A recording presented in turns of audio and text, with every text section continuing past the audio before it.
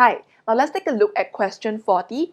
Faisal wanted to find out if the exposed surface area of water affects the rate of evaporation.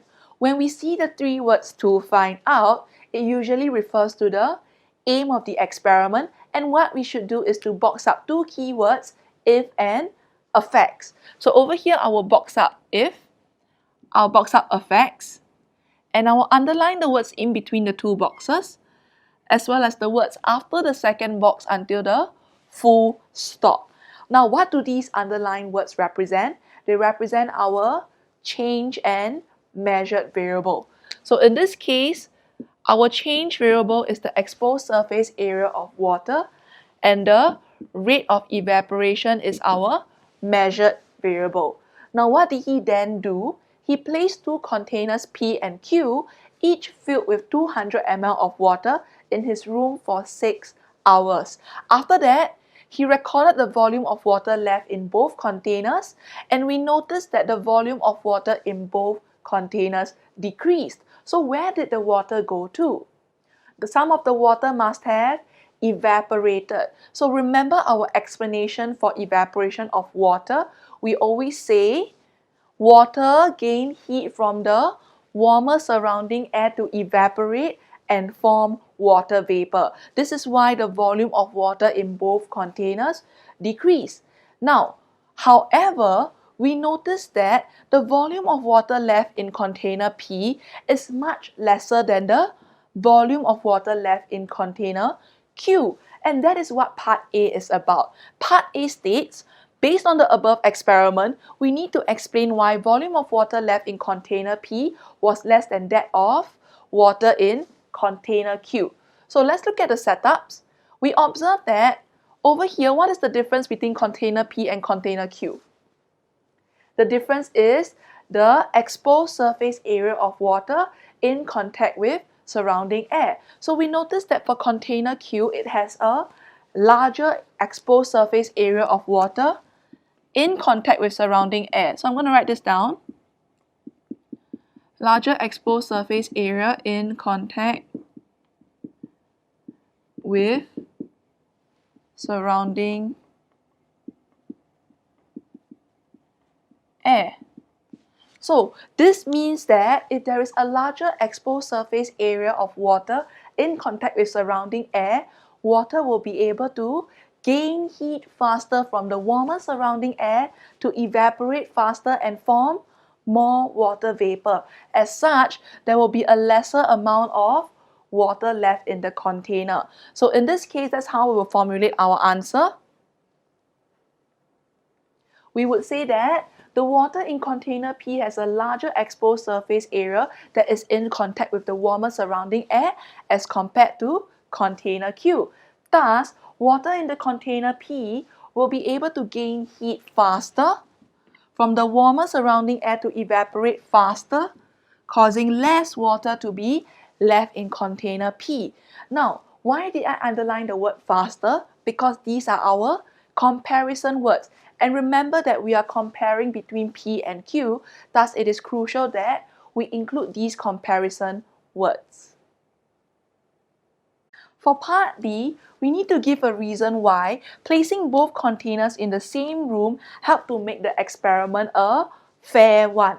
Now, when it comes to a fair experiment, we need to recall that there can only be one change variable and all the other variables must be kept constant. So in this case, remember that for a fair test, there can only be one change variable and all other variables need to be kept constant. So in this case, our change variable is the exposed surface area of water. Now, what happens if I were to place the setups in different rooms? What are the other factors that could affect the rate of evaporation? Now, recall that when it comes to factors of evaporation, there are 4 of them, and we remember them with the acronym WHAT. So what does WHAT stand for? WHAT. W stands for wind or the presence of wind. H stands for humidity. A stands for area of exposed surface.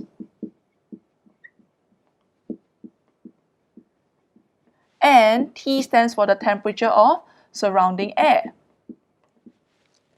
So in this case, these are the four factors that could affect the rate of evaporation. We know the area of exposed surface or the exposed surface area of water is our change variable. However, if we were to place the setups in different rooms, it could affect the presence of wind, humidity, or even the temperature of the surrounding air, which in turn would affect the results of the experiment. So, by keeping the experiments in the same room, this ensures that wind, humidity, and temperature is kept constant, and thus the only change variable or the only variable that will affect the results is the area of exposed surface of water. So how will we phrase our answer?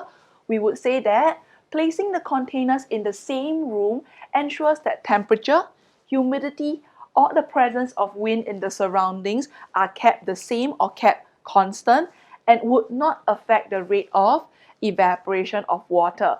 Thus, there will only be one change variable, which is in this case the exposed surface area of water, that will affect the results of the experiment, making the experiment a fair one.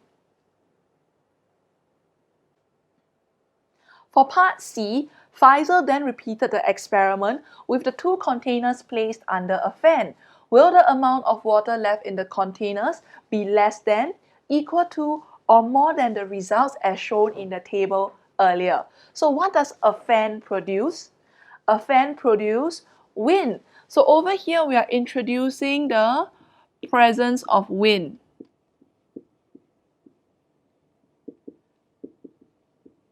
Now earlier we spoke about the factors of evaporation, and wind is one of the factors that will affect the rate of evaporation of water. So in this case, since there is a presence of wind, this means that water in the container will gain heat faster from the warmer surrounding air to evaporate faster and form more water vapor. So what will happen to the amount of water left in the containers?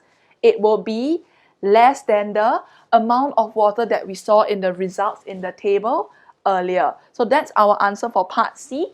It will be less than.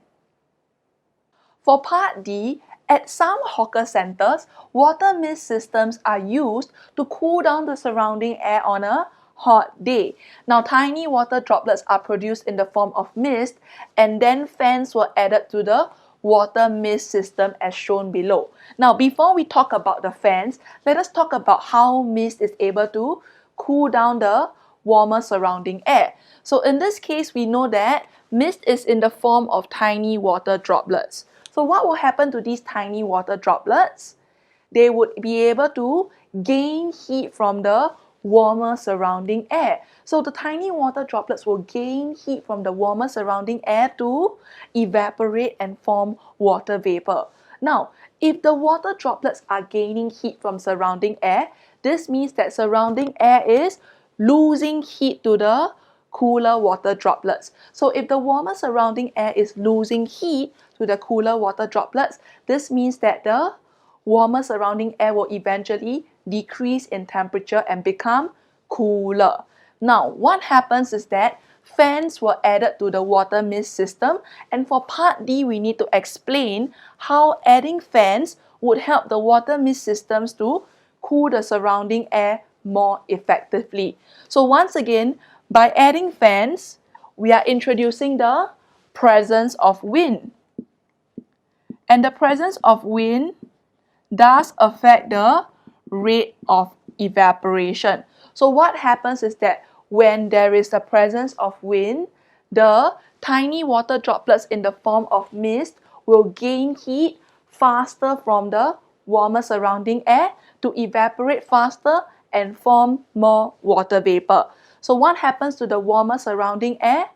Since tiny water droplets is gaining heat faster from warmer surrounding air will lose heat faster to the cooler water droplets, and thus the warmer surrounding air will lose heat faster to become cooler faster, and thus it will cool more effectively. So that's our answer for part B. Over here we will write, adding the fans create the presence of winds in the surrounding. Thus, the mist will be able to gain heat faster from the warmer surrounding air to evaporate faster, and this in turn causes the surrounding air to lose heat faster to the mist and cool more effectively. Thank you for watching, and I hope you enjoyed this video. If you found this video useful, do give us a thumbs up. If you want to check out the other videos we have made, do click on the links on the right hand side. Last but not least, don't forget to subscribe to our channel for more interesting videos. I'll see you next time. Bye bye!